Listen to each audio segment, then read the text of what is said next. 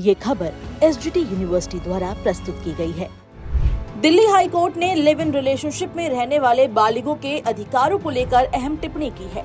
Court ने कहा कि जब दो बालिग अपनी मर्जी, सहमति और जिम्मेदारी के साथ रहने का फैसला करते हैं तो उनकी पसंद में माता पिता, रिश्तेदार या दोस्त दखल नहीं दे सकते।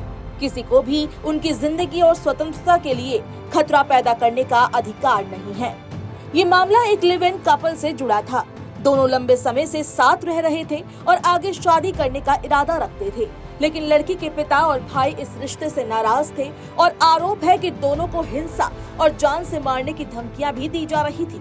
लड़की को उसके परिवार से खतरे की आशंका को देखते हुए जस्टिस सौरभ बनर्जी की पीठ ने पुलिस को इस कपल को सुरक्षा देने का आदेश दिया। कोर्ट ने स्पष्ट किया कि अपनी इच्छा से साथ रहने वाले बालिगों को अपनी पसंद के पार्टनर के साथ रहने और उसे चुनने का पूरा अधिकार है।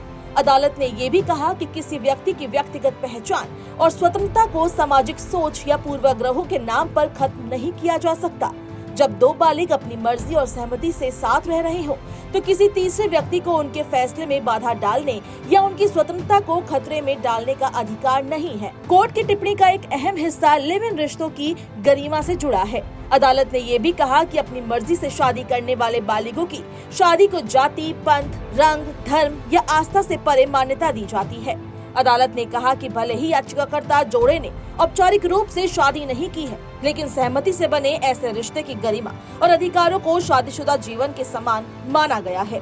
दिल्ली हाई कोर्ट की ये टिप्पणी एक बात साफ करती है, दो बालिग अगर अपनी इच्छा और सहमति से साथ रह रहे हैं तो केवल सामाजिक नैतिकता या पारिवारिक सहमति के आधार पर उनकी व्यक्तिगत स्वतंत्रता में हस्तक्षेप नहीं किया जा सकता।